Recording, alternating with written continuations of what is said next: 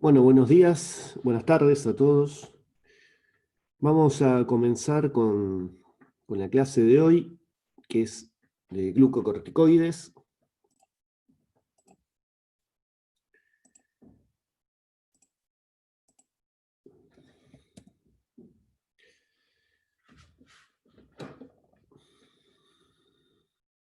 Bien. Bueno, hay pocos alumnos, son 19. No sé si tienen algún examen, algo. Me llama la atención que hayan tan pocos. Profe, recién terminamos de rendir medicina interna y hubo un problema con las notas, así que la mayoría está solucionando eso. Ah, bien, bien, bien. Por eso me parecía extraño que hayan tan pocos alumnos. Bien, gracias. Bien, bien, bien. Bueno, deben estar agotados, pobres. Bueno, voy a tratar de ser lo más conciso posible. Hasta quizá le vendría bien una dosis de corticoides a esta altura, después del examen.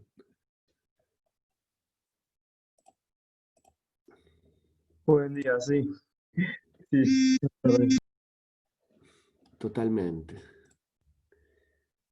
Bien, a ver, no me avanza. Ahí está. Bien. Bueno, esto es un poco la historia relacionada con los glucocorticoides. El famoso Addison describió en 1849 de que la destrucción de las suprarrenales, ¿no?, causaba la muerte de una persona, ¿sí?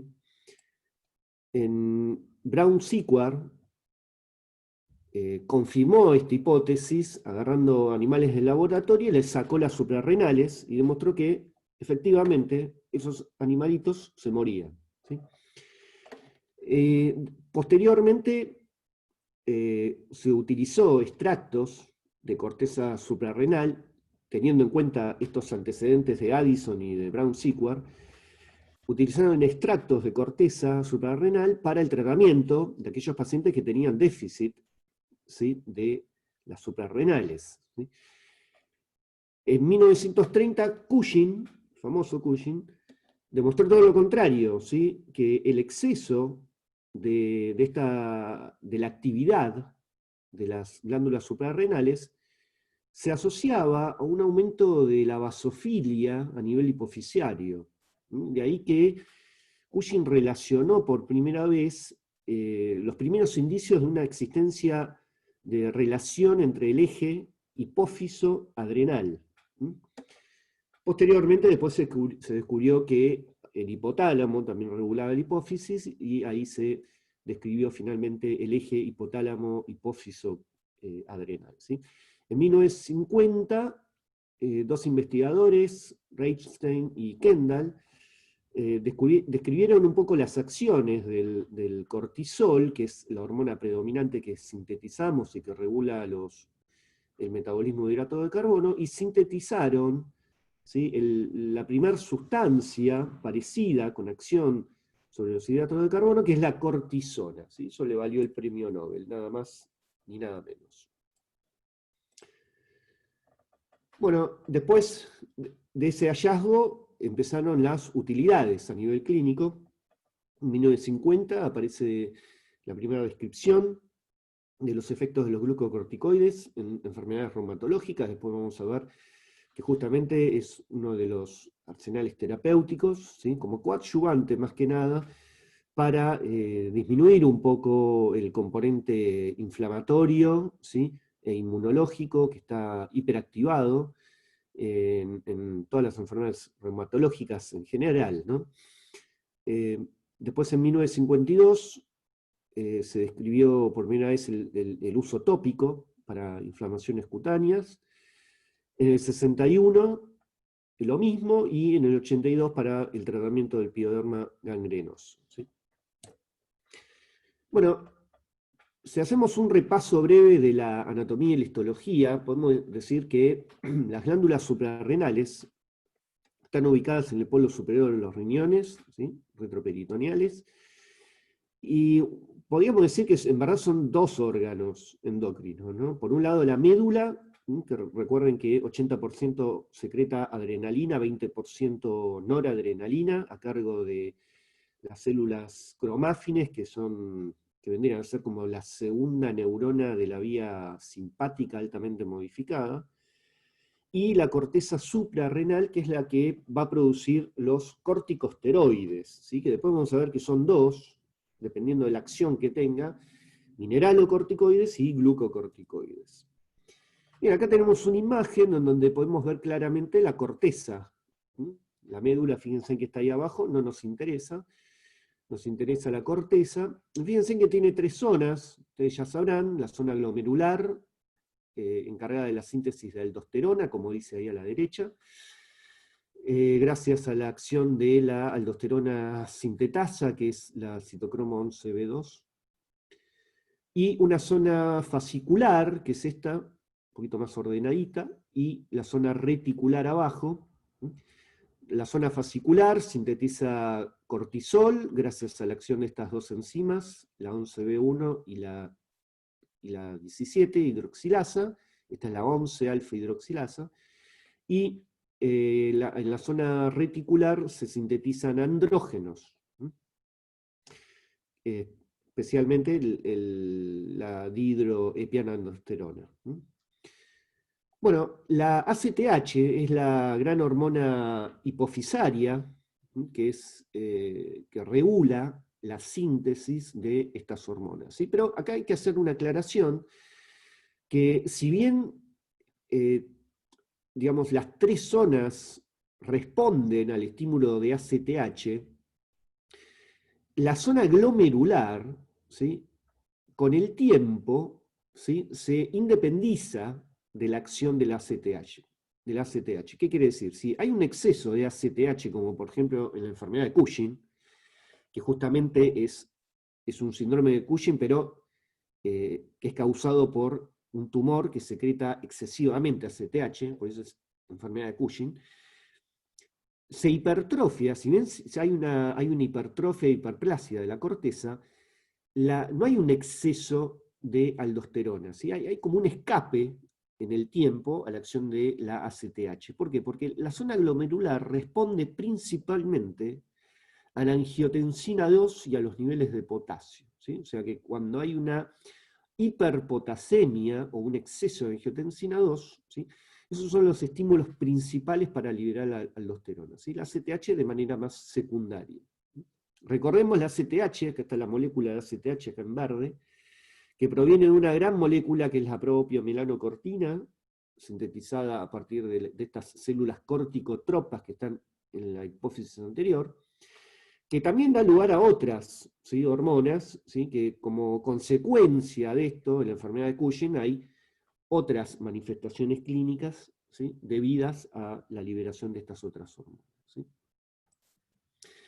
Bien, entonces, en resumidas cuentas, recordemos que en la corteza están estas tres zonas, estos son las principales hormonas que se liberan: androstenediona, testosterona, son derivados de la dihidroepianandrosterona, ¿sí? Estos se sintetizan en muy baja cantidad, ¿sí?, en la zona reticular, principalmente se originan en nivel periférico.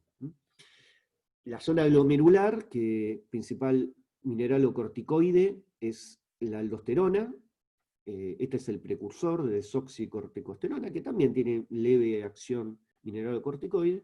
Y en la zona fascicular, el principal glucocorticoide es el cortisol, ¿sí?, y este es el precursor inmediato, que es la corticosterona, que también tiene leve efecto glucocorticoide. Bueno, si tienen alguna duda, desde ya que pueden preguntar, ¿sí? Utilicen el micrófono, porque como estoy en pantalla completa, no puedo ver bien si levantan la mano o utilizan el chat. Bien. Bueno, se vio que la zona reticular, ¿no?, si es destruida selectivamente o si faltan andrógenos, estos no son esenciales para la supervivencia, ¿sí? Sí, los mineralo y los glucos, especialmente los mineralocorticoides, ¿sí?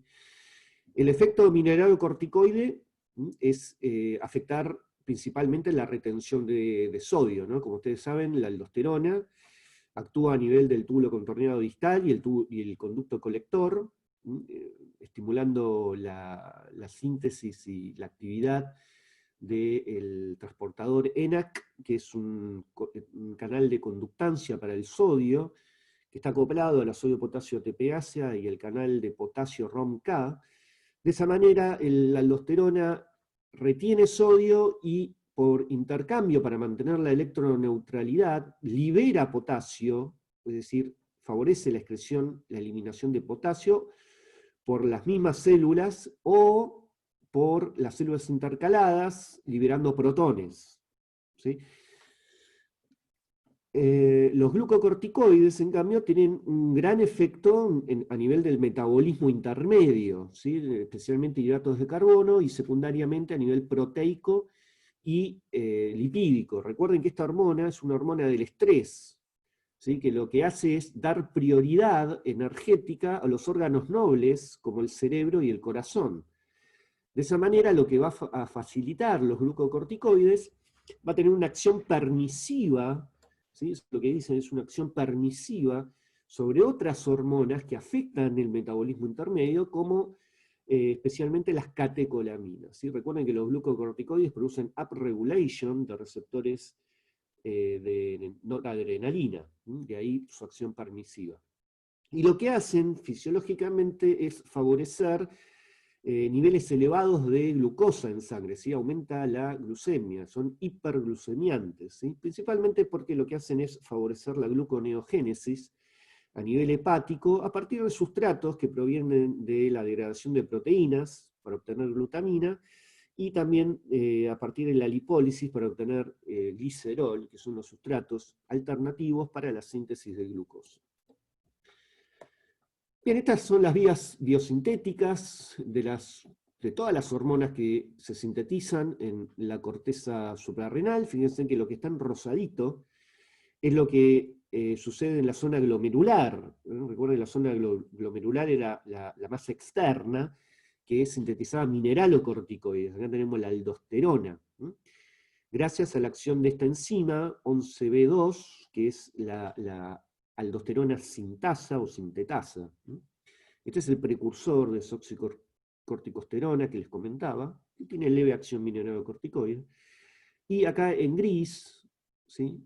Está señalado la síntesis de andrógenos, ahí está la DEA, dihidroepiandrosterona, y los glucocorticoides, el cortisol a la cabeza, ¿no? Gracias a la acción de la 11 alfa hidroxilasa. ¿Bien? Una diferencia acá desde el punto de vista estructural, fíjense que todas derivan del colesterol.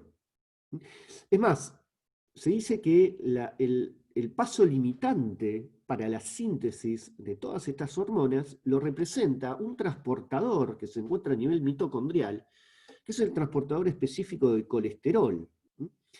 La ACTH, para aumentar, para favorecer, digamos, el trofismo de las células de la corteza y favorecer la síntesis de estas hormonas, lo que hace es aumentar la captación de colesterol a partir de LDL y HDL, como también la biosíntesis de novo de colesterol en estas células, ¿sí? Colesterol, una vez que ingresa al sitio de síntesis donde se encuentra la enzima, se transforma en pregnenolona gracias a la acción de esta enzima, que es la CYP11 alfa hidroxilasa, que lo que hace es escindir, ¿sí? La cadena lateral. Fíjense que degrada la cadena lateral, esta que estoy señalando, ¿sí? Y la transforma en pregnenolona. Y a partir de ahí, por acción de diferentes enzimas, ¿sí? Se terminan transformando en estas tres grandes hormonas que sintetiza cada zona de la corteza, ¿sí? Quizá la gran diferencia que tenemos que decir es que la pregnenolona tiene 21 átomos de carbono, ¿sí? Y los andrógenos, ¿sí? Son los únicos que pierden 2 carbonos y quedan con 19 carbonos, ¿sí? Fíjense que tanto el cortisol como la aldosterona mantienen todavía los 21 átomos de carbono. Esta es la estructura madre, ¿sí? Estos 4 anillos se denomina en su conjunto, es el núcleo ciclopentano pelhidrofenantreno. en donde acá hay, digamos, zonas químicas que son imprescindibles en cada anillo. Fíjense en 4 anillos A, B, C y D. Hay estructuras o grupos químicos que son imprescindibles para la acción, o glucocorticoide o mineralocorticoide. Así que vamos a ver a continuación. Recordemos también el tema del eje hipotálamo-hipófiso suprarrenal, porque después vamos a ver que uno de los efectos nocivos que vamos a observar cuando uno retira el tratamiento con glucocorticoides o cuando utiliza en exceso, tanto en dosis como en duración, estos fármacos, ¿sí? Lo que puede producir secundariamente es una depresión del eje hipotálamo-hipófiso suprarrenal, ¿sí? Como ustedes saben, este feedback negativo que producen los glucocorticoides se ejerce tanto a nivel de la hipófisis como a nivel del hipotálamo. Acá podemos ver claramente cómo el eje hipotálamo-hipófiso-adrenal está muy relacionado con la red inmunológica inflamatoria. De ahí que una de las principales aplicaciones clínicas que tienen hoy en día los corticoides, además de funcionar como terapia de reemplazo para las enfermedades que cursan con deficiencia de estas hormonas, ¿sí? Como por ejemplo la enfermedad de Addison, sacando esas entidades, una de las principales utilidades clínicas es en los trastornos inmunológicos, ¿sí? Que cursan con exceso de inflamación y exceso de respuesta inmunológica. Y acá vemos claramente cómo el exceso de citoquinas inflamatorias que se producen en el contexto de enfermedades autoinmunes, como por ejemplo, ¿sí? Enfermedades autoinmunes o inclusive neoplasias, cómo estimula la síntesis de cortisol, y de esa manera el cortisol deprime la función inmunológica, estableciendo un circuito, ¿sí?, de retroalimentación negativa similar al que se produce con el eje hipotálamo-hipófiso-adrenal. Por supuesto que hay otros moduladores en este eje, como podemos ver claramente el estrés, ya dijimos que estas son hormonas del estrés, pero también el ritmo circadiano, la vasopresina, etc. Bien, ¿qué podemos decir del mecanismo de acción de estos glucocorticoides y de los mineralocorticoides? ¿Sí? Vamos a hablar un poco de la farmacodinámica. Muy importante para comprender, ¿sí?, tanto las acciones como los efectos colaterales, ¿sí?, o secundarios. Bien, el mecanismo de acción de los glucocorticoides reside en su unión a receptores específicos que se encuentran a nivel citoplasmáticos. Recuerden que por su estructura, es un derivado del colesterol, la estructura química del cortisol o de la aldosterona, ¿sí?, son moléculas lipofílicas, ¿sí? Por lo tanto difunden fácilmente la membrana plasmática y por eso no tienen receptores en la membrana, ¿sí?, sino que los tiene adentro, en el citoplasma. Ese es el receptor, ¿sí?, de glucocorticoides o mineralocorticoides, ¿sí?, que está acá descrito, receptor intracelular, forma un complejo entre el receptor y la hormona, y una vez que se forma ese complejo, este complejo se trasloca al núcleo, ¿sí? Podemos ver otra imagen en donde tenemos el receptor acá en verde, que es citosólico, y cuando se une la molécula de colesterol, fíjense que se unen dos receptores y forma un dímero. Ese dímero se trasloca al núcleo y se une a determinadas secuencias de ADN, que son secuencias promotoras de genes, facilitando o inhibiendo la lectura de determinados genes, ¿sí? O sea, puede o estimular la lectura de determinados genes o inhibirlas. ¿Bien? Bueno, acá tenemos otro gráfico en donde podemos ver claramente, fíjense que con la letra S, acá está la hormona esteroidea. Fíjense que a nivel extracelular, plasma o en el líquido extracelular, está unida, en verdad hay un equilibrio, ¿no?, entre droga unida a proteínas plasmáticas y droga libre. Claramente podemos ver que está la CBG, que es la globulina, es una alfa-globulina de unión a corticosteroides. ¿Sí? Tiene alta afinidad para los corticosteroides. La fracción libre es la que atraviesa la membrana, en la célula blanco. Recordemos que los glucocorticoides tienen una acción ubicua, ¿sí? Prácticamente en toda la economía de nuestro cuerpo actúan los glucocorticoides, ¿sí? Y fíjense cómo se une al receptor de glucocorticoides que estoy marcando acá, ¿sí? Pero fíjense, en condiciones normales, el glucocorticoide está unido a 3 proteínas, que son la heat shock protein 70 y 90, y esta inmunofilina, que lo que hacen es mantener al receptor en el citoplasma, ¿sí? Porque si no se trasloca el núcleo. Entonces lo mantienen en el citoplasma. Cuando se une el corticosteroide, ahí cambia la conformación del receptor y permite de esa manera que se libere de estas proteínas. Y ahora sí se trasloca el núcleo, se une a GRE, ¿qué es GRE? Perdón. El GRE son zonas del ADN que se denominan elementos de respuesta a los glucocorticoides. Son zonas que reconocen al receptor de glucocorticoides.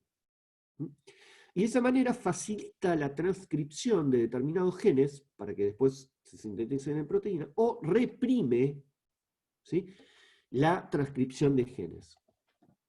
Puede hacer las dos cosas. De esa manera, los genes que son sensibles a los glucocorticoides pueden ser susceptibles a inhibición, es decir, los glucocorticoides lo que van a hacer es inhibir la transcripción de genes o estimular otros. ¿Cuáles son las que son inhibidas? ¿Cuáles son los genes que son inhibidos? Y obviamente los genes que sintetizan citoquinas inflamatorias, como por ejemplo el gen de las quimioquinas, ¿sí?, como vemos acá, de las interleuquinas, incluido el factor de necrosis tumoral alfa, enzimas inducibles, la ciclooxigenasa 2, la óxido nítrico sintasa inducible, la fosfolipasa 2, receptores de endotelina y moléculas de adhesión. Fíjense que de esa manera impide que los leucocitos, ¿sí?, puedan atravesar el vaso sanguíneo, ¿sí?, digamos, impidiendo un paso importante de la reacción inflamatoria. Aumenta también la transcripción de genes, como por ejemplo la lipocortina. La lipocortina se une a la fosfolipasa 2 y la inhibe. Recuerden que la fosfolipasa 2 es la enzima que libera ácido araquidónico de la membrana plasmática para que se sintetice prostaglandinas, tromboxanos y leucotrienos necesarios para la inflamación. Y también aumenta la transcripción de antagonistas del receptor de interleuquinas, inhibidores del factor del NF-κB, ¿sí?, y del receptor beta 2. Además de estos efectos genómicos, también están descritos que los glucocorticoides tienen efectos a nivel no genómico, y por eso son efectos que son un poquito más rápidos, ¿sí? Se describió de esa manera que los glucocorticoides se pueden unir, una vez que se unen a sus receptores, ¿sí?, se traslocan al núcleo y pueden bloquear a la proteína AP1, que es proteína activadora 1, o al NF-κB. ¿Sí? A ver, NF-κB y AP1 son moléculas claves para la inflamación, ¿sí? Son moléculas proinflamatorias. ¿Por qué? Porque NF-κB y AP1 son factores de transcripción que van a estimular la síntesis de citoquinas inflamatorias. De esa manera, los glucocorticoides bloquean directamente, sin necesidad de actuar sobre el gen, bloquean directamente, ¿sí?, por unión, como vemos acá, directamente se unen a la proteína NF-κB y AP1, y evitan que estos puedan, ¿sí?, inducir genes responsables de la producción de citoquinas inflamatorias. ¿Bien? Acá tenemos otro gráfico en donde claramente vemos que los glucocorticoides, una vez que se unen a los receptores glucocorticoides, estos se unen a los genes, ¿sí? Favoreciendo, ¿sí? la producción y la lectura de determinados genes que están relacionados con un efecto antiinflamatorio, o directamente uniéndose acá al NF-κB, como mencionamos anteriormente. Y acá vemos cómo claramente los glucocorticoides, una vez que se unen al receptor, ¿sí? Forman ese complejo, se traslocan al núcleo y bloquean, ¿sí? A la proteína AP1. ¿Sí?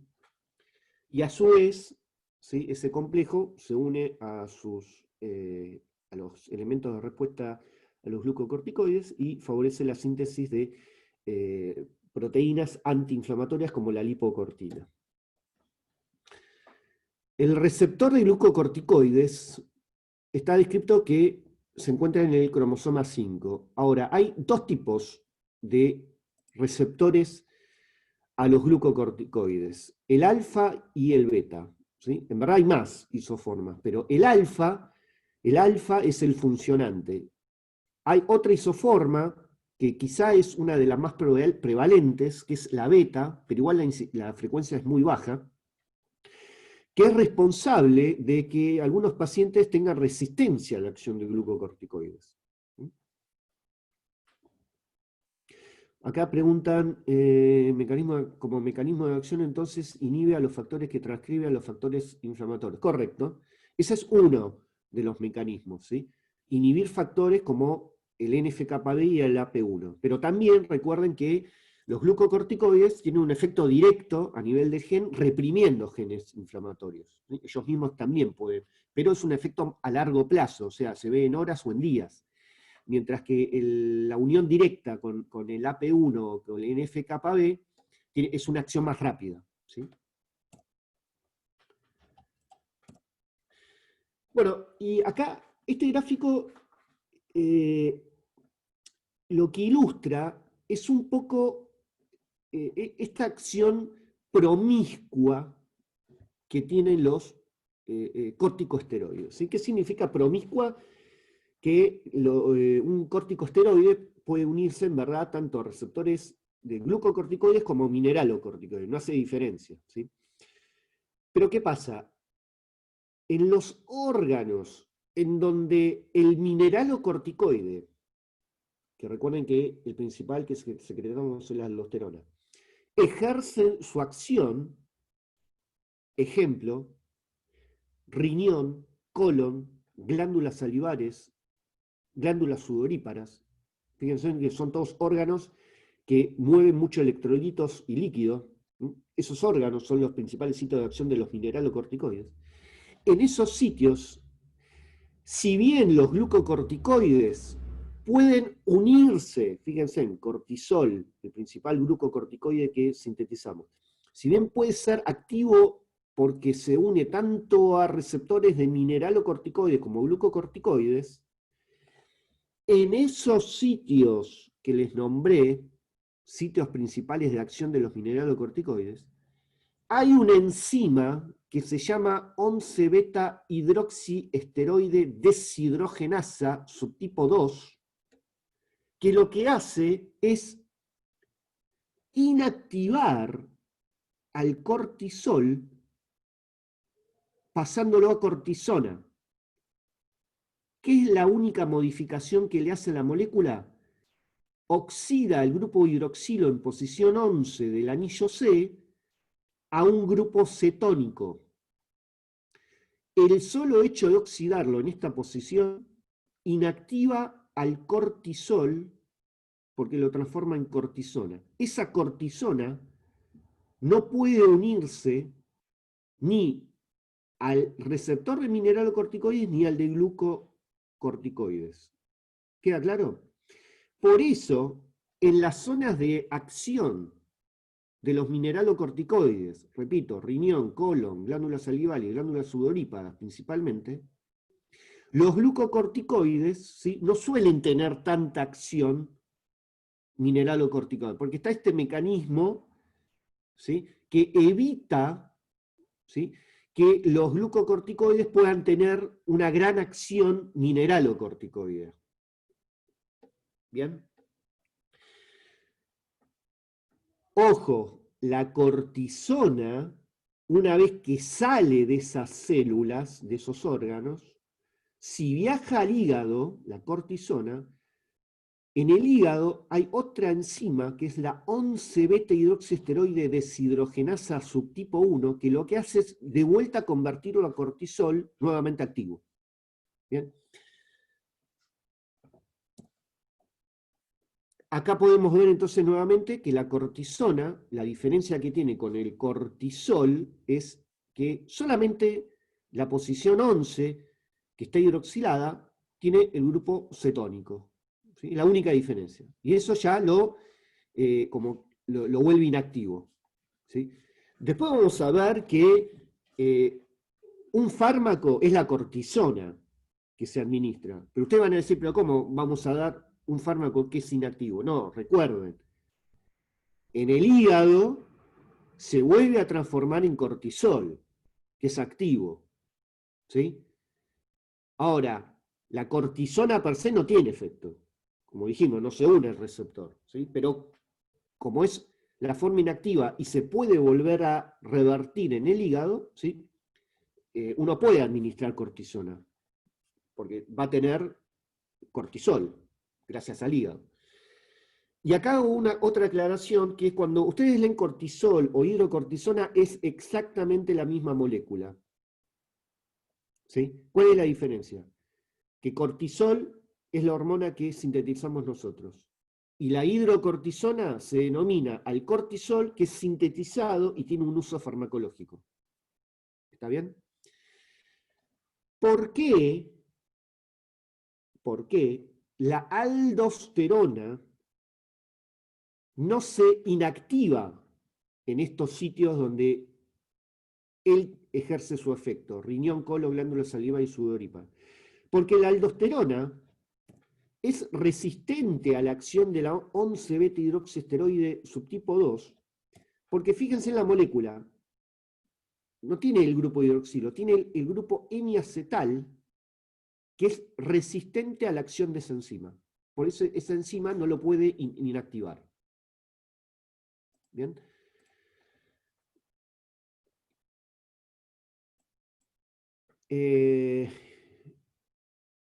Hidroxiesteroide deshidrogenasa.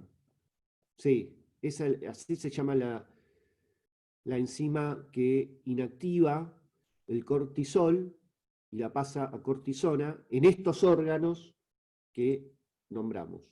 Riñón, colon, glándula salival y sudorípara, principalmente.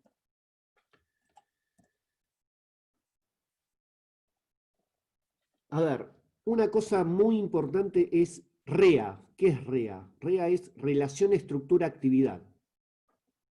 ¿Sí? Para los glucocorticoides, el REA es muy importante, porque es lo que permite poder fundamentar y conocer por qué determinados corticosteroides, naturales o sintéticos, presentan diferente selectividad de acción, glucocorticoide o mineralocorticoide, y por qué tienen diferente duración de acción. ¿Sí? A partir de esta propiedad se llama relación estructura-actividad. ¿Qué significa? Pequeñas modificaciones que le hago a la estructura, molécula madre, cortisol, voy a obtener diferentes tipos de actividad. La cortisona, como nombramos, esos dos investigadores que ganaron el premio Nobel, ¿sí?, que sintetizaron la cortisona, es el primer corticoide sintetizado, utilizado con acciones antiinflamatorias. Vuelvo para atrás, fíjense, nosotros dijimos cortisona, pero no era inactivo, no, ya explicamos. A nivel del hígado se transforma en cortisol. El problema de la cortisona, en su momento era la panacea, ¿sí? Obviamente hoy tenemos mejores fármacos. La cortisona a pesar de que salvó muchas vidas, tenía muchos efectos colaterales, relacionados, ¿sí? Fíjense, con efectos mineralocorticoides y también por otros efectos metabólicos. Por eso, a partir de ahí, empezaron a aparecer estas modificaciones químicas para que la molécula tenga mayor propiedad antiinflamatoria, que es lo que se busca con un glucocorticoide, la acción antiinflamatoria, ¿sí? Principalmente e inmunosupresora, pero con menores efectos adversos, ¿sí? Tanto a nivel metabólico como a nivel de, especialmente a nivel mineralocorticoide. De ahí que surgieron diferentes corticosteroides sintéticos. Recordemos, hidrocortisona es lo mismo que cortisol, pero nada más que es el que utilizamos, ¿sí? Con fines terapéuticos. Por eso se lo toma como referencia. Fíjense, potencia antiinflamatoria 1. Potencia de retención de sodio 1. Tiene una duración de acción corta, ¿sí? Justamente es el cortisol.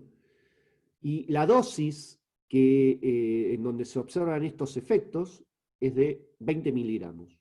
¿Sí? O sea que yo para tener un efecto antiinflamatorio, ¿sí? Necesito 20 miligramos de hidrocortisona. Después vamos a ver cómo se da, cuál es la posología que se da. A partir de ahí yo comparo todos los otros corticosteroides, todos los otros, los comparo con hidrocortisona, que funciona como referencia. Y en base a esta propiedad de relación estructura-actividad, surgieron todos estos glucocorticoides que se diferencian en potencia, en duración y en selectividad de acción. Fíjense, la cortisona, que era el derivado inactivo, como se transforma en el hígado en cortisol, fíjense que la potencia antiinflamatoria es 0,8, porque hay parte que se degrada también. La potencia con respecto a retención de sodio, este es el efecto mineralocorticoide, es de 0,8. Y la duración de acción es corta, obviamente, porque es el precursor inmediato del cortisol, y se necesitan 25 miligramos para obtener el mismo efecto que la hidrocortisona. Fíjense que si ustedes hacen, ¿sí? Una regla de 3, si 20 miligramos ejercen 1 de potencia antiinflamatoria, 0,8 de potencia antiinflamatoria, yo necesito 25 miligramos para obtener 1 de potencia antiinflamatoria. Prednisona, el otro que apareció, prednisona. Fíjense la potencia antiinflamatoria. Acá hago una pequeña aclaración. Que dice, ven acá en rojo, dice efecto antiinflamatorio versus metabólico. Bueno, el efecto antiinflamatorio / inmunosupresor no se puede separar. ¿Sí? O sea, es inmunosupresor y antiinflamatorio. Van de la mano. ¿Sí? Porque justamente son consecuencia de la misma acción, que es deprimir la función de los leucocitos y disminuir la síntesis de leucocitos. Otra cosa importante es que este efecto antiinflamatorio inmunosupresor no se puede separar del efecto metabólico. Por eso acá, cuando dice potencialidad antiinflamatoria, también va de la mano de la potencialidad metabólica, del metabolismo de hidratos de carbono, lípidos y proteínas, ¿sí?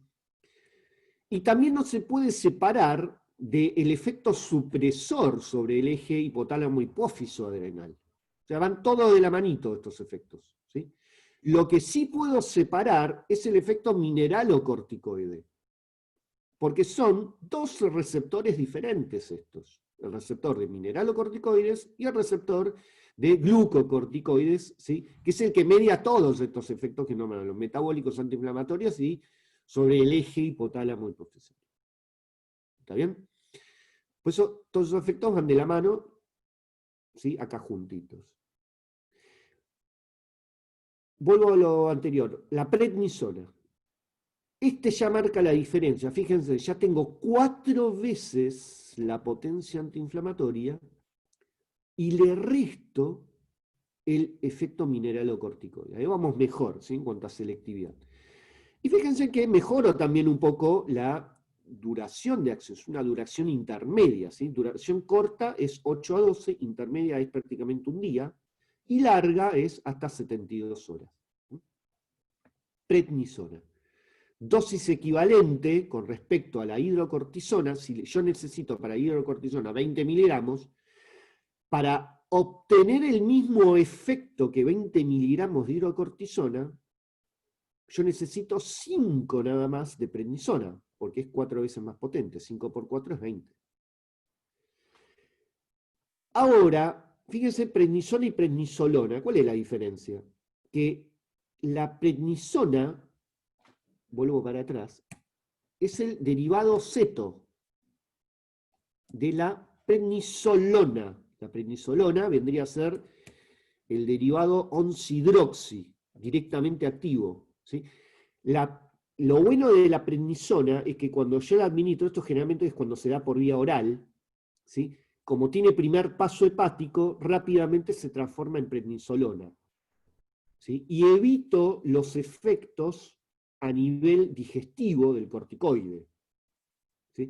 Por eso cuando yo tengo que dar un corticoide por vía endovenosa, y directamente doy prednisolona. ¿Bien? El otro muy utilizado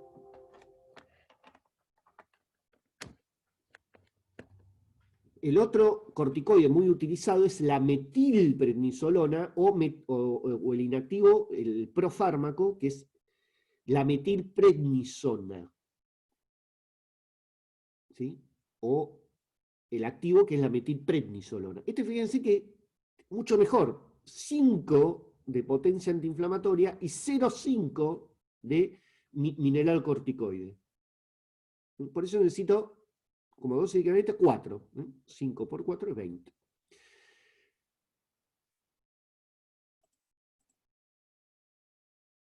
La prednisolona sería el inactivo de la prednisona. No, al revés. La prednisolona es el activo de la prednisona, ¿sí? Por eso doy prednisona por vía oral. ¿Se entiende?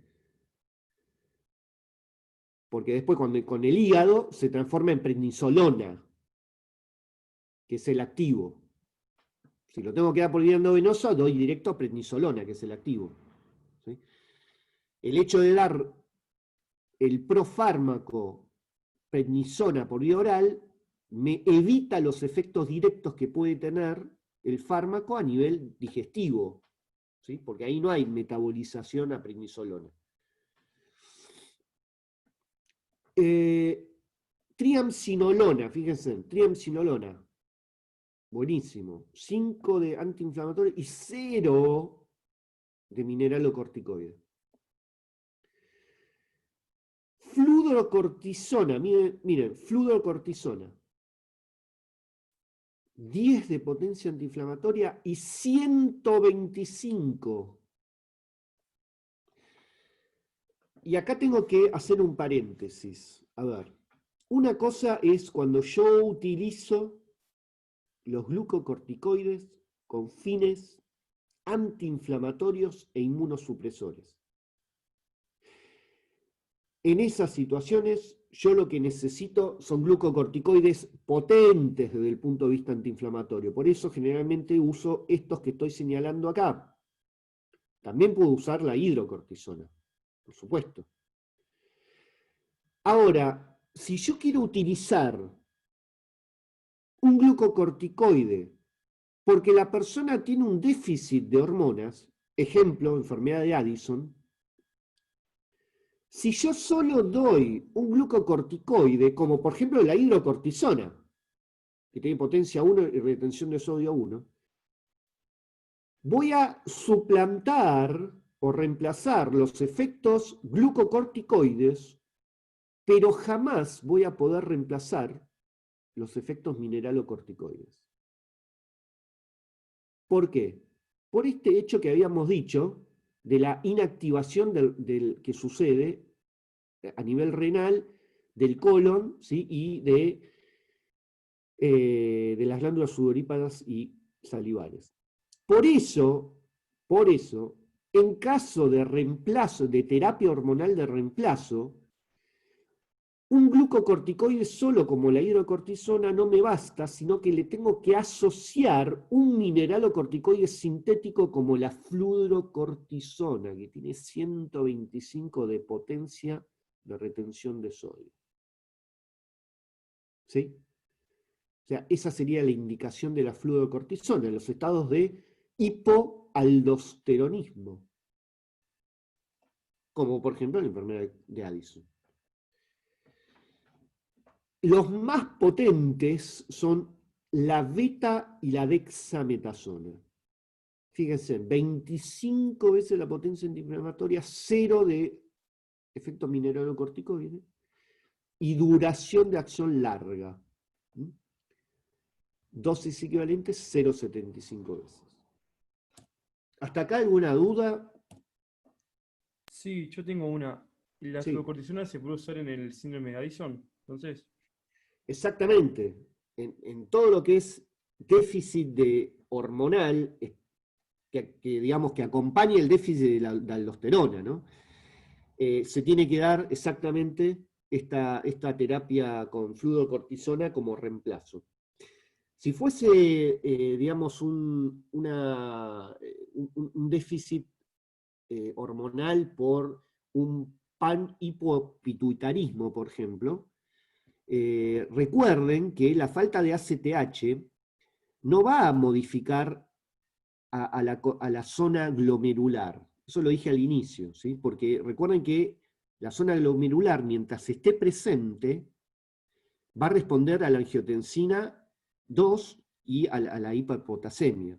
El problema es cuando tengo enfermedades primarias de la corteza que me terminan destruyendo la corteza, ¿sí? Como por ejemplo el Addison.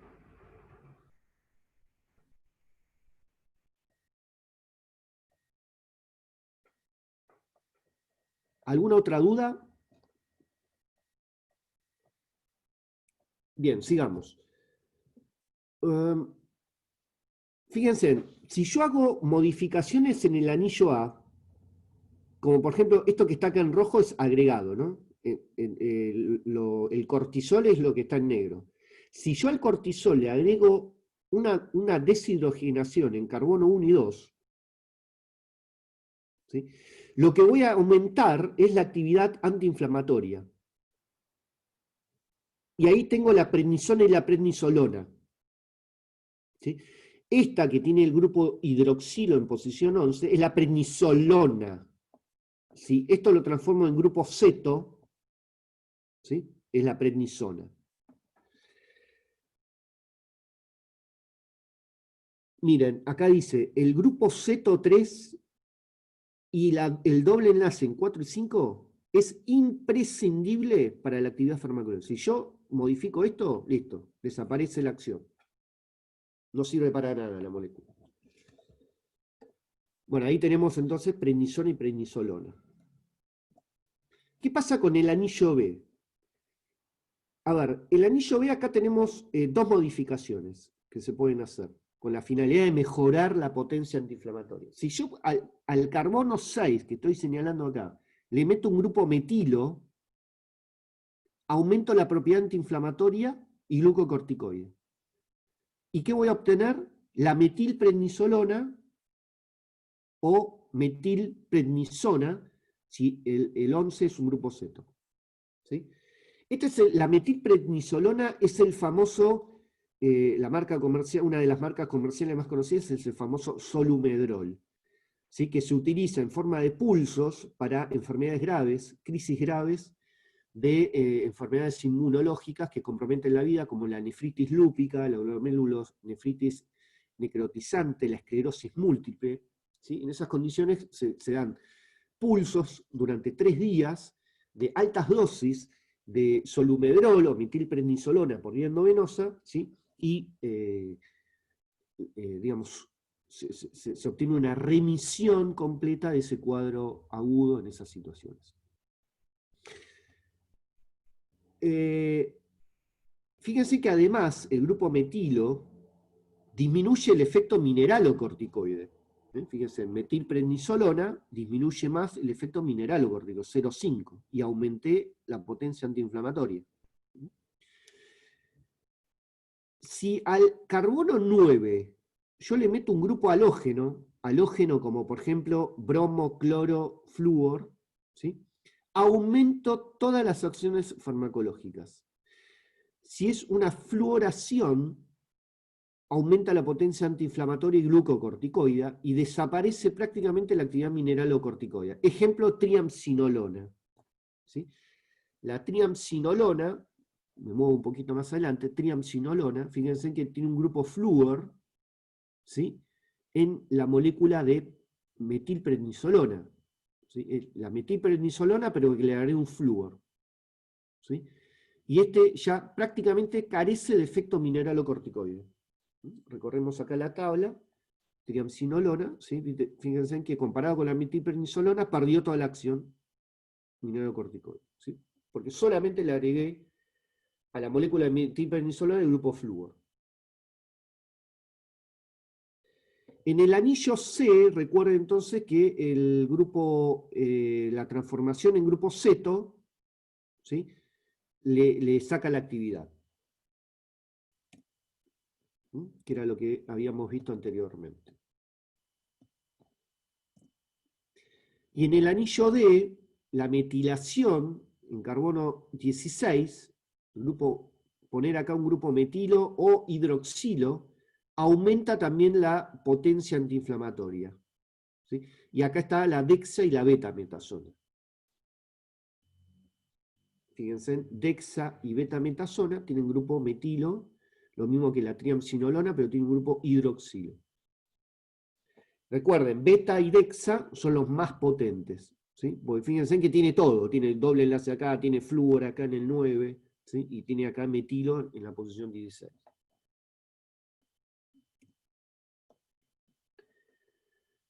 Bueno, esta es la función de los corticoides, mineralocorticoide, aldosterona, 90% de toda la actividad mineralocorticoide de nuestro cuerpo. Desoxy, tiene leve efecto mineralocorticoide. Cortisol, es significativo, pero no aporta mucho. Recuerden que se metaboliza en los órganos blancos de los mineralocorticoides. Y de los glucocorticoides, el 95% de toda la actividad que tenemos en nuestro cuerpo proviene del cortisol. La corticosterona es el precursor inmediato que tiene poca acción glucocorticoide. Y estos son los sintéticos que vimos, ¿sí? Prednisona 4 veces más potente y metilprednisona 5 veces más potente y dexa 25 a 30. ¿Sí? Algunos dicen que beta y dexa, que son los más potentes, ahí habíamos visto en el cuadro que decía 25, perdón, acá, 25, 25. Algunos dicen que la dexa es más potente que la beta, ¿sí? Porque dice que en verdad dexa tiene 30 veces más potencia, pero es mínima, ¿sí? La diferencia, ¿sí? Bueno, acá tienen un cuadro por esto que vimos, hidrocortisona, cortisona. Fíjense que los glucocorticoides se pueden clasificar según la duración de acción, corta, como vimos, 12 horas, intermedia, 24 horas, y largas, hasta 72 horas, hasta 3 días. ¿Sí? Mineralocorticoides, fluocortisona. En azul, la acción mineralocorticoide, retención de sodio, y en rojo, el efecto antiinflamatorio.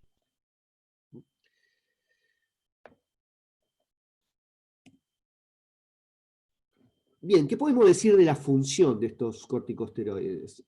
Ya les dije que receptor de glucocorticoides hay en todo el cuerpo, ¿sí? Por eso los corticosteroides tienen una amplia variedad de efectos, ¿sí? Principalmente, dijimos, regulación del metabolismo intermedio, hidratos de carbono, proteína, lípidos, función cardiovascular, muy importante porque recuerden, este efecto permisivo que tenían los glucocorticoides sobre las catecolaminas, producen upregulation de receptores, ¿sí? Receptores beta principalmente, entonces afecta la función cardiovascular. También a nivel cardiovascular vamos a ver que también tienen un efecto deleterio, que es que estimulan la fibrosis, ¿sí? También tiene un efecto sobre el crecimiento, porque tiene un efecto también permisivo con la hormona de crecimiento. Y ya comentamos la inmunidad, ¿sí? El efecto importante sobre la inmunidad.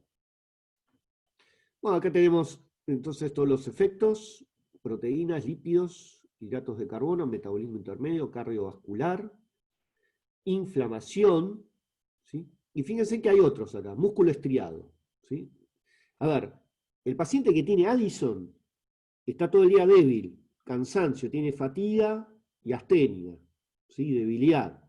¿Por qué? Porque el cortisol tiene un efecto, digamos, que permite una buena función, una función normal del músculo, cuando está en concentraciones fisiológicas, ¿sí?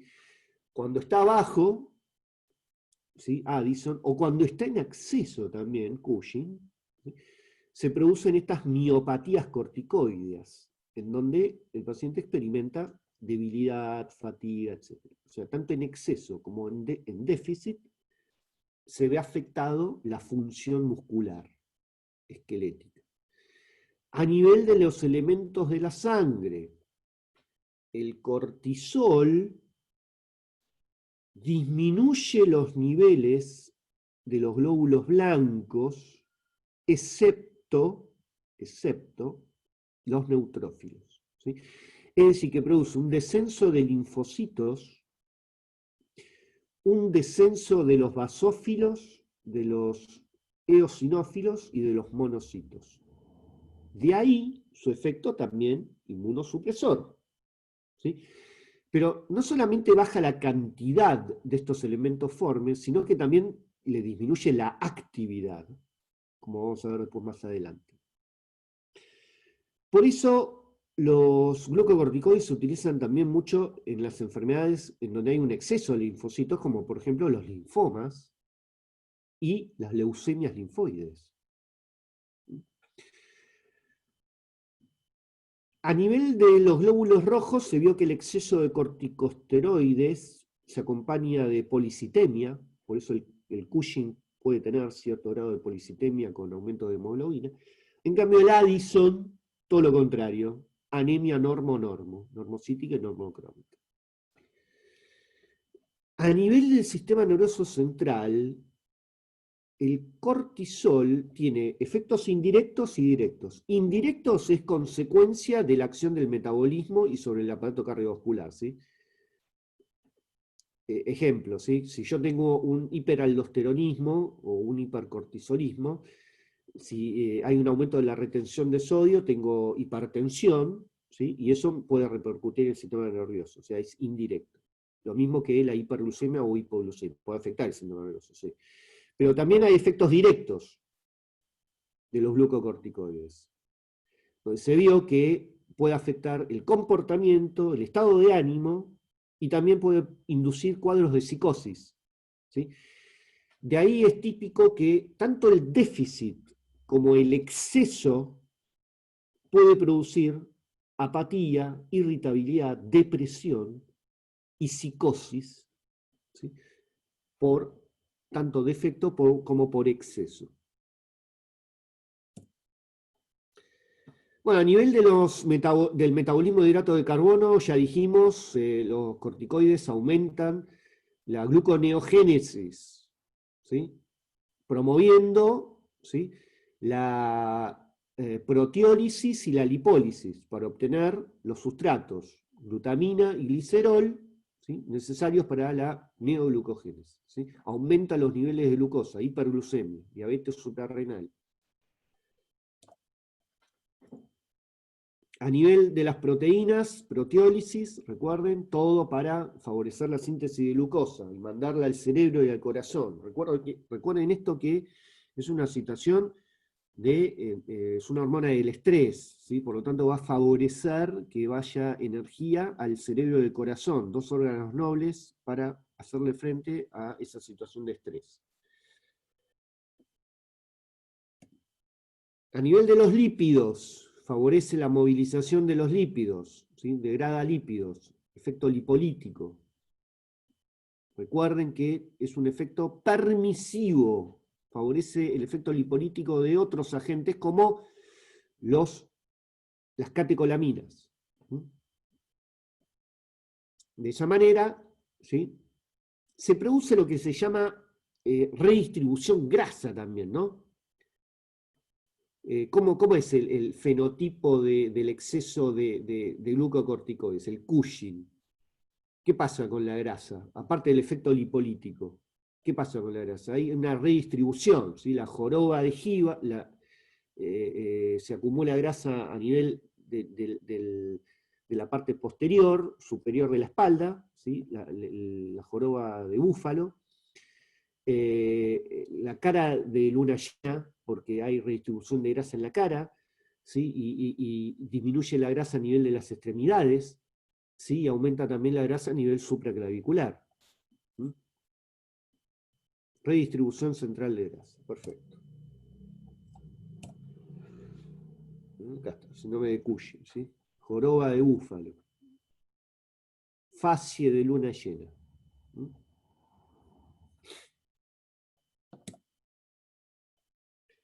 Bien, a nivel de, entonces, de los hidratos de carbono, proteínas y lípidos, es lo que dijimos.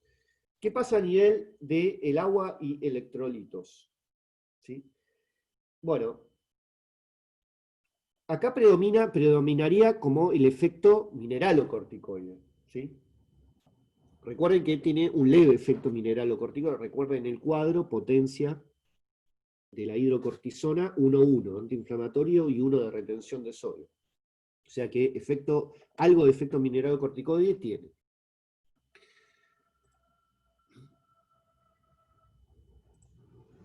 Entonces, a nivel del metabolismo del agua y de los hidratos de carbono, del agua y de los electrolitos, perdón, por este efecto mineralocorticoide, vuelvo a repetir, actúan a nivel del riñón, túbulo contorneado distal, conducto colector, favorece la entrada de sodio porque estimulan la fosforilación y la síntesis del canal ENaC, ¿sí?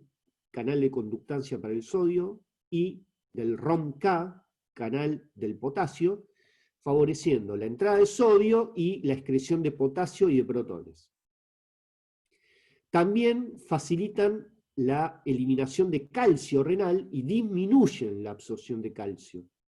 Y ahí que los glucocorticoides en exceso producen osteoporosis también en parte, ¿no? Porque disminuyen la cantidad de calcio. Y a nivel cardiovascular, ¿sí?, por este efecto de retención de sodio y agua, retiene líquido, genera edemas, sobrecarga de volumen, y además sensibilizan la acción de catecolamina, el efecto permisivo, upregulation de receptores beta a nivel cardiovascular. Por eso los glucocorticoides tienden a la hipertensión, al igual que los mineralocorticoides. Bien, esto que decíamos, ¿sí? Cambios inducidos, ¿sí?, principalmente por la retención de sodio, ¿sí?, similar a un aldosteronismo primario. A nivel, hay una pregunta, ¿también generan diabetes? Sí, eso que habíamos dicho, ¿sí?, una diabetes adrenal, ¿sí?, o suprarrenal, como le dicen. Músculo estriado, entonces. Recuerden, yo les dije, se necesita una concentración fisiológica de glucocorticoides para que el músculo funcione normalmente. Si hay un déficit, funciona mal, debilidad, cansancio. Y si hay un exceso, lo mismo, ¿sí? Tanto el Cushing como el Addison tienen como manifestaciones clínicas, ¿sí?, la debilidad y el cansancio. Hay un cuadro especial que se llama miopatía por esteroides cuando hay un exceso de glucocorticoides, ¿sí? Y esto es parte porque también se degradan proteínas acá en el músculo estriado por el exceso de glucocorticoides. A nivel de la piel, huesos y músculo, bueno, ya dijimos, la osteoporosis a nivel de los huesos el exceso de glucocorticoides o el uso prolongado, ¿sí? El uso prolongado también predispone a la osteoporosis. ¿Por qué?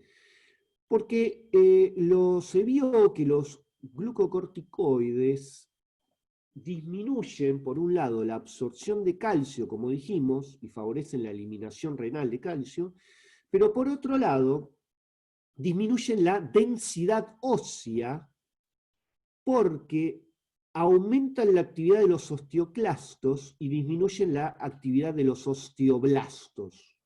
¿Sí? A nivel de la piel, porque estimula la actividad de determinadas enzimas como la colagenasa y la estromielicina y disminuye la síntesis de colágeno, produce atrofia de la piel con formación de estrías rojizas.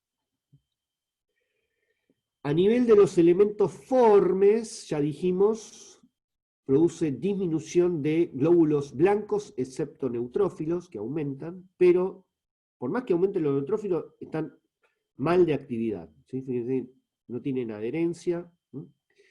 Y los linfocitos están a la baja. Linfopenia, macrófagos también disminuyen monocitos, basófilos y eosinófilos. ¿Sí? Y a nivel de los glóbulos rojos, recuerden que hay como un leve incremento cuando hay exceso de glucocorticoides. ¿Sí? Esa policitemia que acompaña al Cushing, recuerden. Por eso en el Addison, que hay un déficit, hay una anemia normocítica, normocrónica. Bien, acá. Es esto que les comentaba, ¿sí? Policitemia en Cushing y anemia normo-insuficiencia suprarrenal. Por eso también los glucocorticoides se utilizan para los casos también de anemia hemolítica autoinmune. ¿Sí? Es la única anemia que se trata con glucocorticoides, ¿sí? Pero más que nada por el hecho de la autoinmunidad, ¿sí? Porque produce ese efecto inmunosupresor, ¿sí? Que disminuye la hemólisis de los eritrocitos. Como disminuye los linfocitos, ¿sí? La respuesta inmunológica básicamente, linfocitos B y T, son utilizados como inmunosupresores, ¿sí? Ayudan a evitar el rechazo de trasplante, ¿sí? En las enfermedades autoinmunes y también en las enfermedades humorales, ¿sí? Antígeno anticuerpo, con inmunoglobulina. Se lo utiliza también en tumores, donde hay exceso de linfocitos, recuerden, en las leucemias linfocíticas y en los linfomas, ¿sí? Como dice acá. ¿Se acuerdan que yo, a ver, también, ¿cuál es este? Es un arma de doble filo los glucocorticoides. ¿Sí? Por eso, la indicación del uso de glucocorticoides es un balance de riesgo-beneficio. ¿Sí? Uno cuando indica corticoides tiene que tener mucho cuidado, ¿sí? Porque ahora vamos a ver los efectos adversos, y los efectos adversos no son leves, ¿sí? A ver, estamos diciendo que producen inmunosupresión. Es decir, que salvo en estas enfermedades donde hay una hiperactivación del sistema inmune, como las enfermedades autoinmunes, en las otras situaciones, la inmunosupresión va a producir predisposición a las infecciones. E inclusive se ha visto casos de reactivación de tuberculosis y de enfermedades por micosis. A nivel del sistema nervioso central, ya dijimos que afecta el estado de ánimo, el comportamiento y la psiquis, ¿sí? Puede haber una elevación del estado de ánimo. Por eso, siempre cuando uno empieza con la terapia de glucocorticoides, generalmente el paciente refiere estar muy bien, sentirse bien, bueno, porque produce transitoriamente esta elevación del estado de ánimo con euforia, ¿sí? Pero recuerden que tanto el exceso como el déficit lleva a la depresión y a las reacciones psicóticas. ¿Mm? Bueno, También habíamos dicho que tenían un efecto indirecto, más que nada por los efectos cardiovasculares que tenía, ¿sí? Que podía producir hipertensión o hiperglucemia, y eso afectar indirectamente el sistema nervioso central, o el efecto directo que acabamos de nombrar.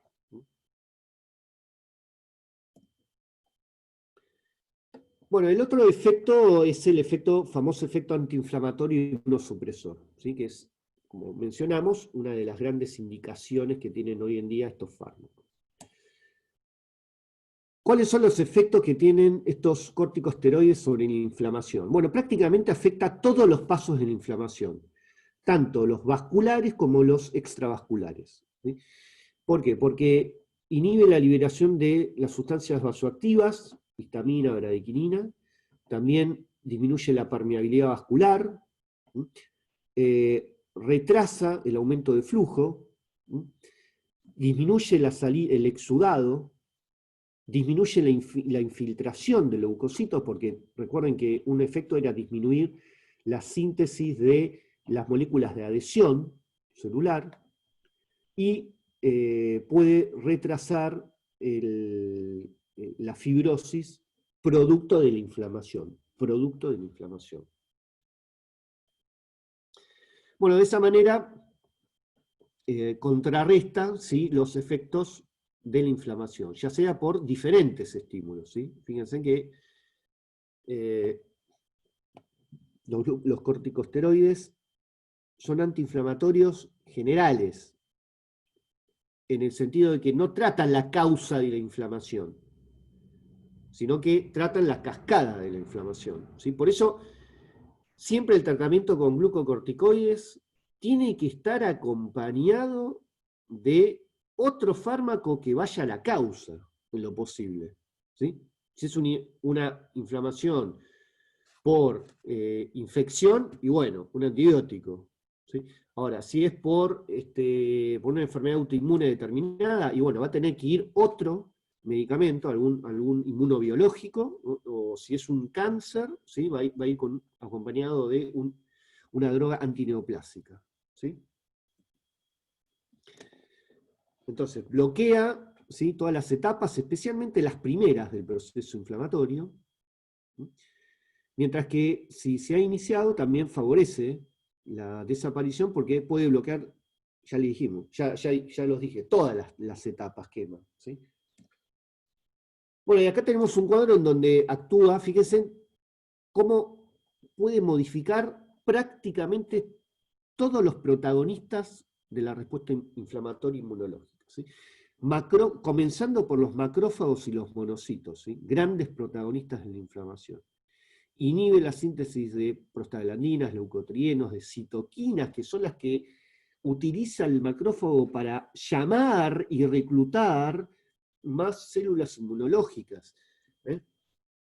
Fíjense, inhibe la COX-2, la fosfolipasa 2, ¿sí?, el complemento, las citoquinas inflamatorias, a nivel del endotelio también, ¿sí? Ya dijimos, disminuye la síntesis de moléculas de adhesión, también de citoquina, de prostaglandina. En los basófilos disminuye la síntesis y liberación de histamina y leucotrienos, C4, de la sustancia a la reacción lenta de anafilaxia. Fibroblastos, disminuye la fibrosis, producto de esta inflamación, y principalmente a nivel de los linfocitos, produciendo linfopenia y también disminuyendo la actividad. ¿Qué significa disminución de la actividad? Disminuye que estos linfocitos secreten citoquinas y sinteticen estas citoquinas.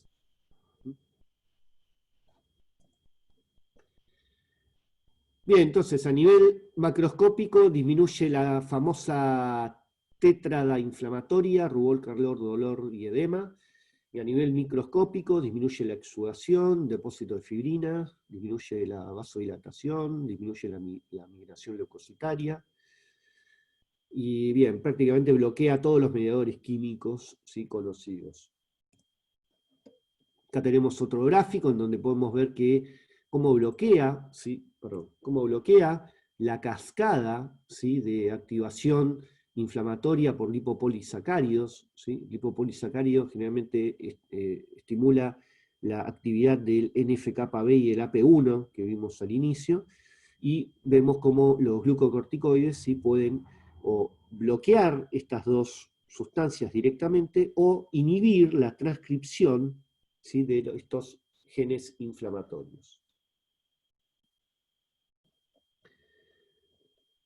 Bueno, esto es un resumen de prácticamente todos los efectos inflamatorios que vimos. Estabiliza la membrana de mastocitos y basófilos y de esa manera previene la liberación de histamina, bradiquinina, sustancia P. Disminuye la actividad de enzimas proteolíticas, lipolíticas, reduce la permeabilidad, por eso disminuye la exudación en el foco inflamatorio, disminuye la migración leucocitaria, disminuye la cantidad de linfocitos, ¿sí? Disminuye también la fiebre porque hay menos interleuquina 1 y 6, disminuye la actividad de los fagocitos, macrófagos, disminuye la fibrosis, inhibe la fosfolipasa 2 y la COX-2 y la óxido nítrico inducible. Así como también tiene estos efectos que uno ve y dice, ah, qué buenos que son, en otros órganos tiene efectos que no son buscados, ¿sí? Como por ejemplo a nivel digestivo, ¿sí? A nivel digestivo, los corticoides pueden predisponer a una úlcera gastroduodenal. ¿Por qué? Porque habíamos dicho que inhibía la fosfolipasa 2 y por lo tanto va a inhibir la síntesis de prostaglandinas, ¿sí?, que son protectoras. Disminuye la secreción de ácido clorhídrico, favorece la secreción de moco y de bicarbonato. Por lo tanto, los corticoides predisponen, ¿sí?, a la formación de úlceras gastroduodenales, especialmente si se acompaña de la terapia con un AINE. Por eso toda terapia prolongada, más allá de 1 a 2 semanas con corticoides, debe estar acompañada de un protector gástrico, que como ya vimos, el mejor es un inhibidor de la bomba de protones. Bien, sobre el crecimiento, esto está un poco discutido, ¿sí?, pero depende un poco de la forma de administración del corticoide y de la duración, ¿sí?, del tratamiento. Se vio que afecta el crecimiento, ¿sí? Habíamos dicho que los corticoides pueden interrumpir el crecimiento corporal, ¿sí? No se conoce muy bien el mecanismo, como dice acá, ¿sí?, pero se vio que disminuye la síntesis de colágeno y también afecta el crecimiento del cartílago epifisario, ¿sí? Recuerden, el cartílago epifisario es el cartílago de crecimiento, es la zona donde crece el cartílago y por lo tanto media el crecimiento óseo, ¿sí? Y también tiene un efecto sobre el calcio también, ¿sí?, indirectamente.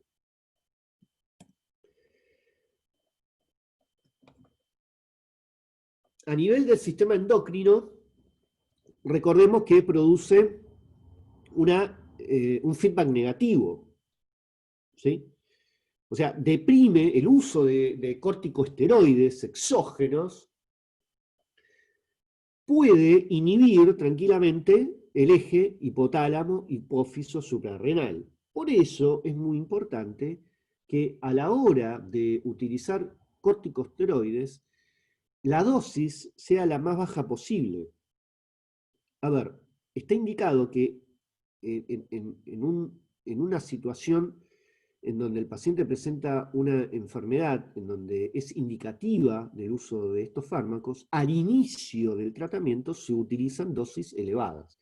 Pero una vez que se logra controlar esta enfermedad, está indicado la reducción paulatina de la dosis hasta llegar a una dosis mínima que me mantenga el efecto, pero me disminuya, ¿sí?, los efectos adversos, especialmente a largo plazo, ¿sí? Uno de ellos es suprimir el eje. Y otro efecto es la retirada, ¿sí? Cuando uno termina de controlar la enfermedad y decide, por indicación clínica, que se suspende el tratamiento con corticoide, este nunca debe ser suprimido de manera aguda, porque el retiro brusco va a producir, por un lado, la insuficiencia suprarrenal aguda, justamente porque dejo al descubierto este eje suprimido, Y por otro lado, corro el riesgo de que haya un rebote de la enfermedad que estoy controlando.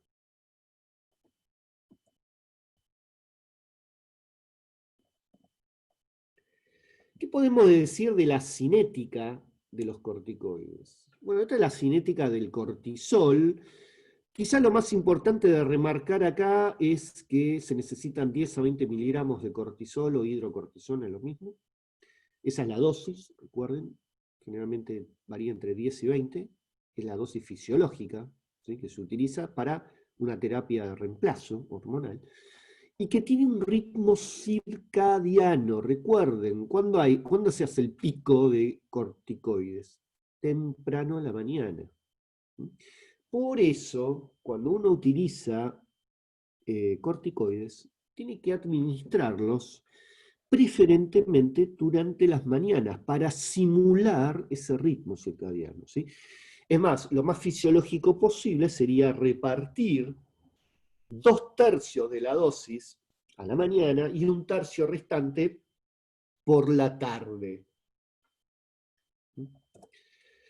Acá tenemos, ¿sí?, fíjense en la curva circadiana, 8 de la mañana el pico, y luego, ¿sí?, va decayendo. ¿Sí? Si yo doy a la noche, bueno, doy vuelta todo el ritmo, ¿sí? Y tengo un efecto contraproducente. Los corticoides se eliminan por vía hepática y terminan siendo eliminados por vía renal, ¿sí? En el hígado se conjugan con glucurónico o con sulfato, que son solubles, recuerden, son moléculas lipofílicas, se solubilizan con glucurónico y sulfato, y de esa manera viajan en plasma hasta el riñón, donde se eliminan, ¿sí?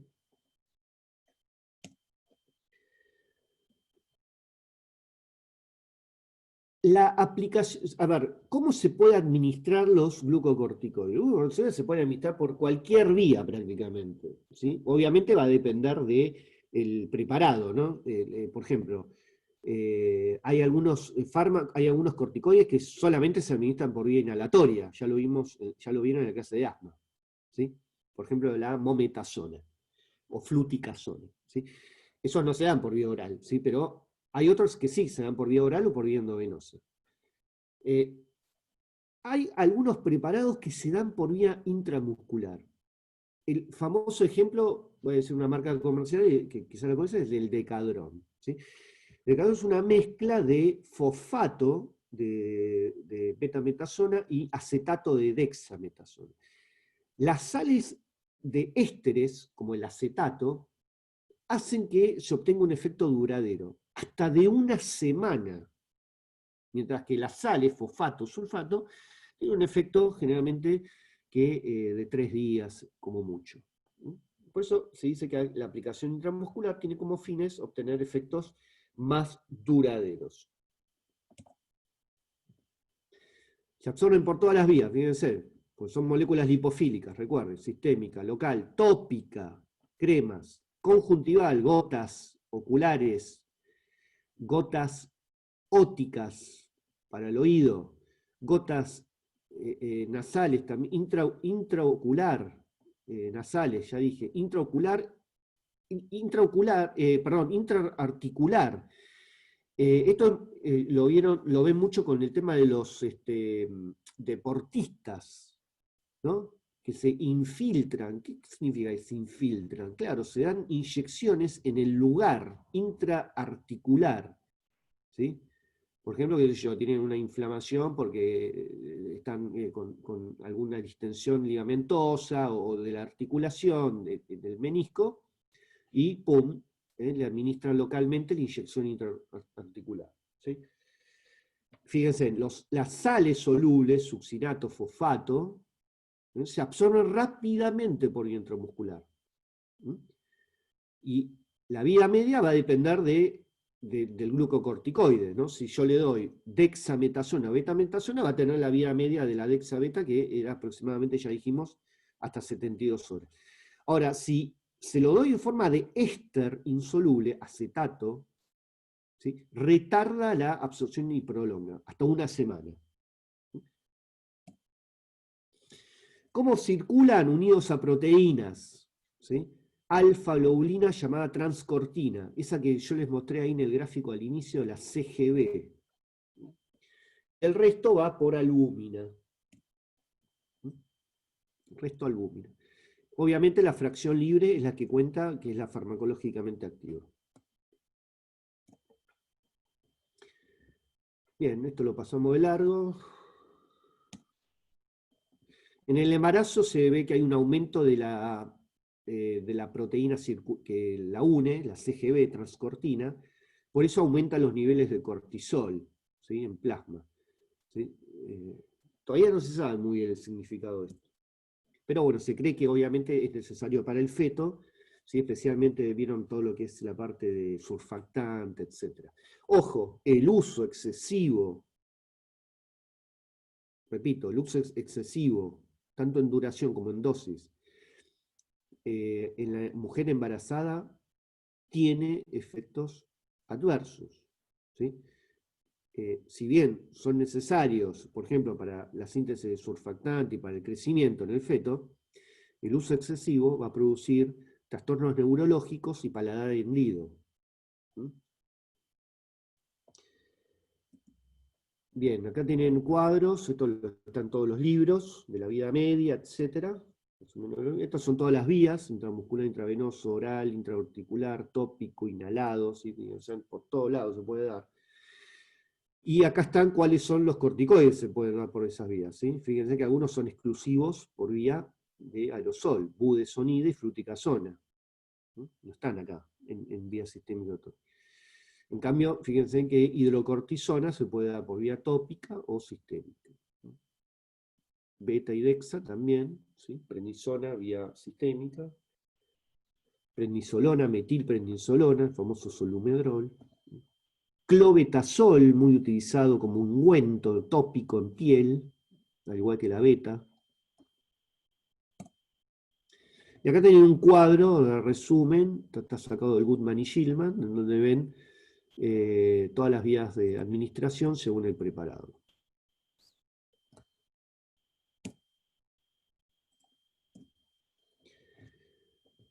Bien, entonces,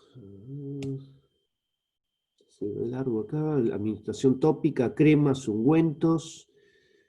Los usos tópicos, ¿sí? Si bien el uso local disminuye la absorción y por lo tanto disminuye la cantidad de corticoides a nivel sistémico, algo siempre se absorbe, ¿no? Como dice acá, ¿sí? Escasa absorción, pero se absorbe. Algo se absorbe siempre. Y eso depende de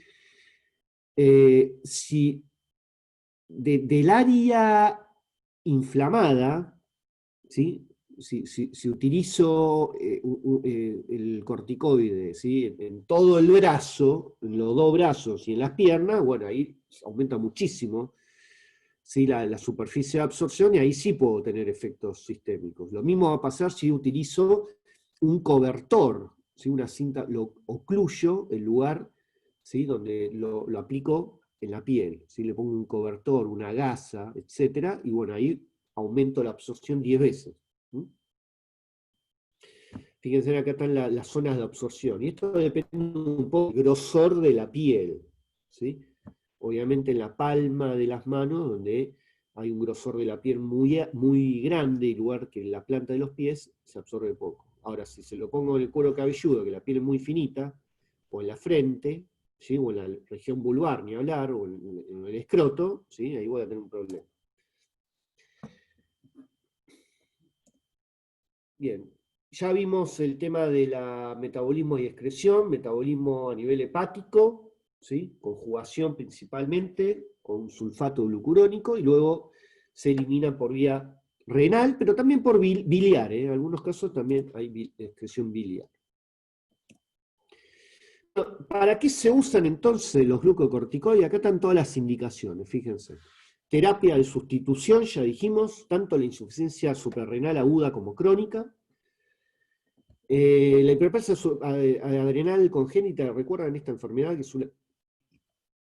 es una de las que se buscan en las pesquisas de enfermedades congénitas, ¿sí? El famoso FEI, ¿sí? Que busca otra enfermedad, el hipotiroidismo, ¿sí? El galactosemia, etc. Bueno, una de esas es la hiperplasia adrenal congénita, que es un déficit enzimático en donde no se sintetizan, ¿sí? Los glucocorticoides, ¿no? Cursa obviamente con falta de inhibición del eje, hay un aumento de ACTH que causa la hiperplasia. Ahí hay que dar terapia de sustitución. Enfermedades renales, ¿sí? Todas las glomerulonefritis. Ejemplo, ¿cuál es la principal causa del síndrome nefrótico en el niño? ¿Sí? La enfermedad de cambios mínimos, que responde 100%, ¿sí? Al tratamiento de glucocorticoides. También otras glomerulonefritis, especialmente las más graves, ¿no? Las necrotizantes y las agudas. Enfermedades alérgicas, son inmunosupresores, viene bárbaro para las alergias, ¿sí? Asma, urticarias, ¿sí? Cualquier reacción alérgica aguda, dermatosis. Enfermedades de piel, ¿sí? Tienen un gran componente alérgico o autoinmune. Enfermedades de colágeno, ya dijimos, AR, artritis reumatoidea, lupus, vasculitis. Enfermedades oculares, se utilizan mucho los corticoides a nivel oftalmológico. Es una gran cantidad de preparados que contienen corticoides, los oftalmólogos les encantan los corticoides. Leucemias linfocíticas, especialmente las linfocíticas, recuerden, porque produce un descenso de linfocitos, linfomas, de Hodgkin y no Hodgkin principalmente. Enfermedades hepáticas, ojo porque no todas las enfermedades hepáticas, especialmente las que tienen componente autoinmune, pero aún así hay que tener cuidado cuando el paciente tiene una hepatitis viral, ¿no? Dando vuelta en forma concomitante, porque la inmunosupresión puede producir una reactivación de la hepatitis, ¿sí? Al igual que el herpes, ¿sí? Los corticoides pueden reactivar reacciones herpéticas. Y en el edema cerebral, disminuye el edema cerebral, muy importante. Corticoides, por su efecto antiinflamatorio, recuerden, disminuye el edema inflamatorio, el exudado, se utilizan mucho para los edemas, ¿sí? Acá entonces tenemos insuficiencia renal, suprarrenal crónica, Addison, ¿sí? Que cursa con todas estas manifestaciones, se utiliza el corticoide de reemplazo ideal, dijimos que era el cortisol, que su preparado farmacológico se llamaba hidrocortisona, 20 miligramos, empezamos generalmente con 20, 30, después vamos disminuyendo a 10, 20, y recuerden, lo más fisiológico es darlo a la mañana, o 2/3 de la mañana y 1/3 de la tarde. Y en el caso de insuficiencia suprarrenal aguda, ¿sí? Ahí se puede dar en forma endovenosa, ¿sí? Para paliar rápidamente los síntomas agudos. La hiperplasia suprarrenal congénita, ¿sí? Los niños, ¿sí? Acá tenemos la terapia de mantenimiento, o ya en la madre, prenatal, o una vez que nació, hidrocortisona, dosis un poquito más bajas, y la fludrocortisona acompañada siempre, obviamente, generalmente es 0,1 miligramo día. Bueno, esto también es cuando uno trata el Cushing y se pasa un poco de mano y lo deja addisoniano, y bueno, se le da el reemplazo hormonal. Enfermedades neoplásicas, recuerden, leucemias linfocíticas, linfomas, ¿sí? Siempre acompañado de los agentes antineoplásicos, ¿sí? Solos no producen ninguna mejoría, ¿sí? Lo mismo para las enfermedades reumáticas, ¿sí? Siempre van acompañados de el tratamiento que corresponda, ¿sí? Generalmente hoy en día son inmunobiológicos. Para el caso de la artritis reumatoidea, bueno, se puede utilizar algún AINE o la hidroxicloroquina, famosa hidroxicloroquina. Bueno, ¿cuáles son los efectos adversos que se pueden observar? Ya algunos lo dijimos, la supresión del eje hipotálamo hipofisario, Por el uso continuado, por el efecto mineral corticoide, recuerden, puede producir edemas por retención de sodio y agua, hipopotasemia, porque pierde potasio, y alcalosis metabólica, porque también secreta protones. Como retiene sodio y agua, se acompaña de un estado de hipervolemia que causa la hipertensión arterial. A nivel hidrocarbonado, hiperglucemia puede desregular una diabetes preexistente o puede inducir una diabetes secundaria, a el exceso de glucocorticoides. No es una diabetes mellitus esto, es una diabetes secundaria. Metabolismo proteico, osteoporosis, miopatías, recuerden, metabolismo lipídico, redistribución de lípidos.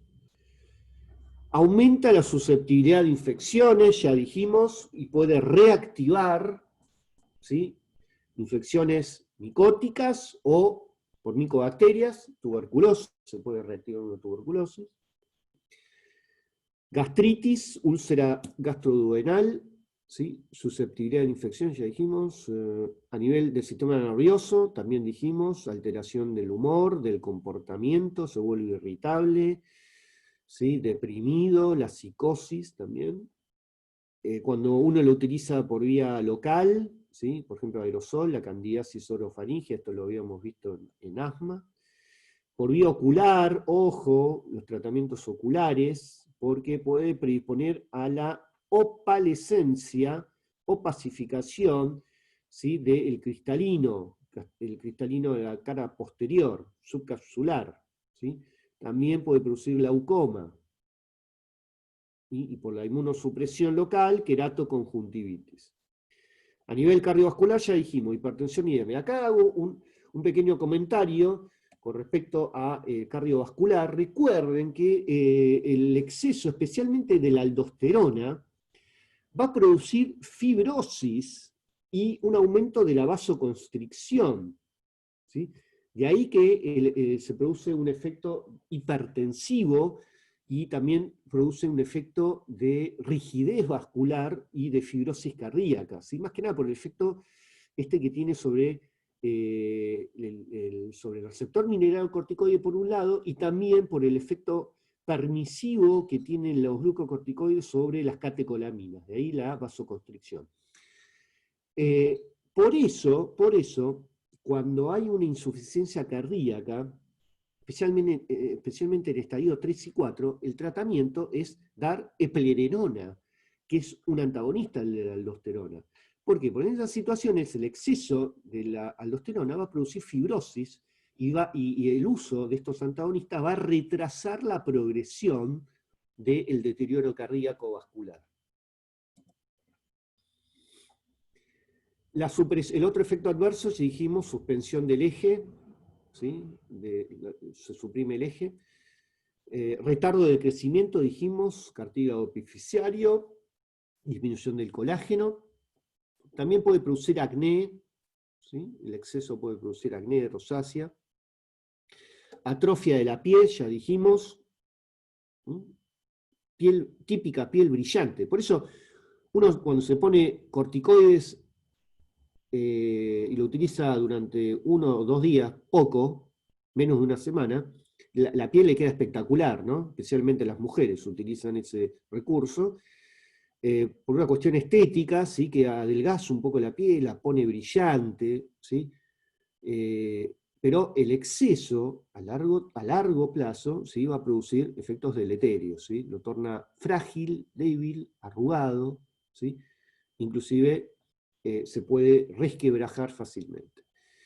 A nivel local también se producen telangiectasias, ¿sí?, porque eso es por un efecto vasodilatador local, por los corticoides, telangiectasia, equimosis, bueno, necrosis de cabeza de fémur y húmero. Esto se vio también muy frecuentemente junto con la osteoporosis, ¿sí? Produce la necrosis avascular, ¿sí? El uso excesivo y duradero, prolongado de glucocorticoides predispone a la necrosis. Por eso es mandatorio, cuando uno utiliza el glucocorticoide más de 6 meses, es pedir una radiografía de columna y de cadera, para ver estos hallazgos, ¿sí? A nivel, la osteoporosis generalmente afecta las costillas y especialmente la columna vertebral, ¿sí? Las vértebras, ¿sí? Especialmente las vértebras. Por eso se hacen estudios seriados, ¿sí? Para ver columna vertebral, ¿sí? Especialmente columna baja, lumbar, lumbosacra, y cadera. ¿Bien? Bueno, acá tenemos un resumen de todos los efectos adversos que estuvimos nombrando. Acá tienen un cuadro, ¿sí? Nuevamente, todo lo que vimos.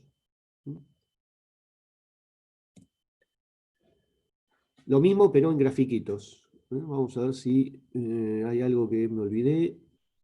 Osteoporosis está acá. Aumento del apetito, eso es un efecto central.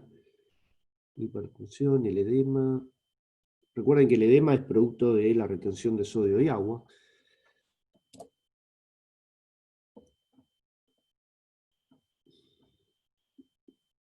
Predisposición a las infecciones, miopatías. Bueno, ya más o menos esto lo estuvimos viendo.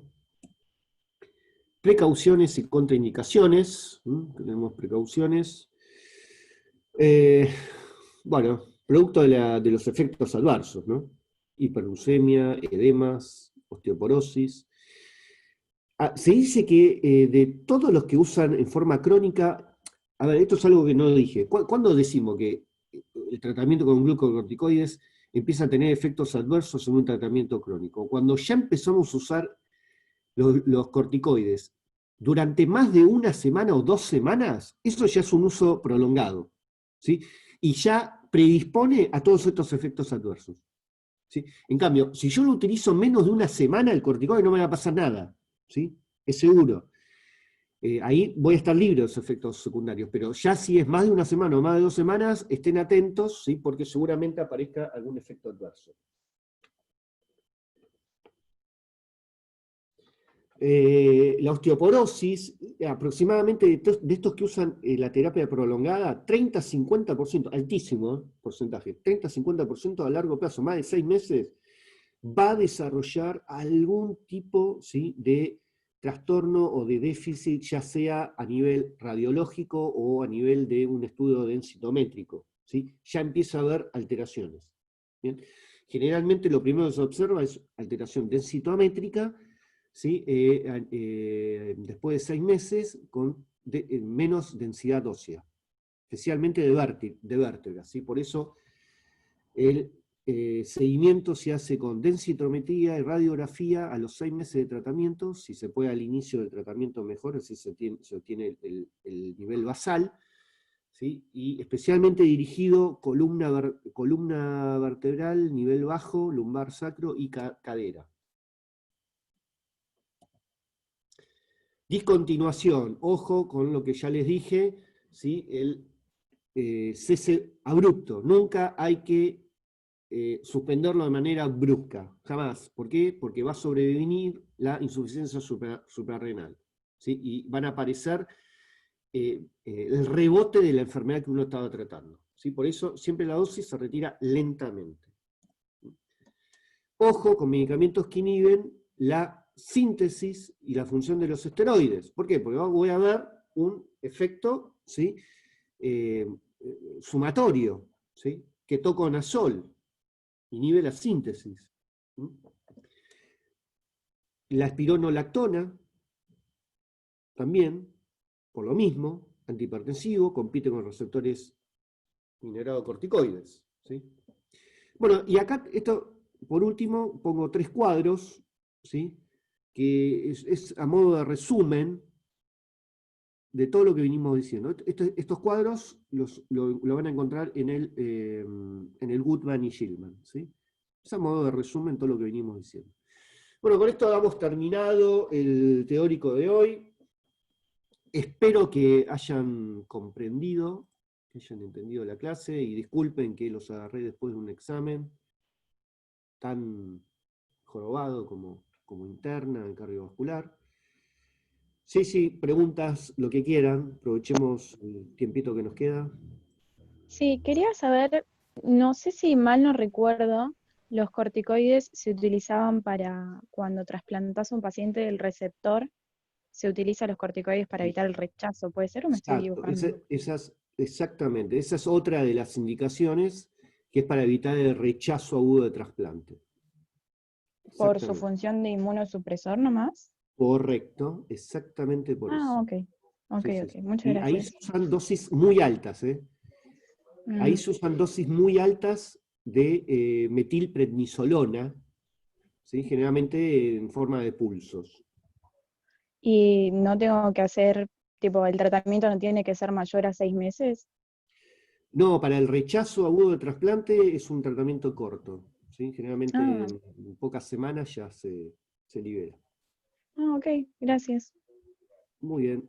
Para el Sjögren, a ver, el síndrome de Sjögren, sí, también se puede utilizar para el síndrome de Sjögren, siempre y cuando ya haya compromiso sistémico, ¿sí? Haya manifestaciones sistémicas importantes, ¿sí? Recordemos que hay algunas manifestaciones que son más leves, ¿sí?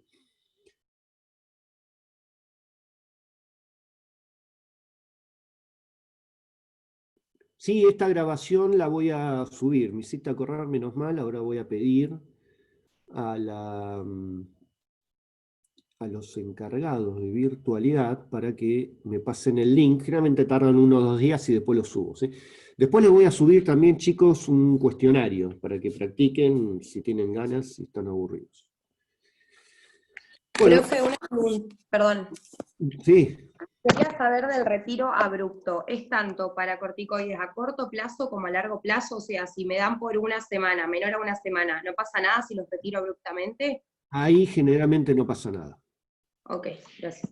Ahí no pasa nada.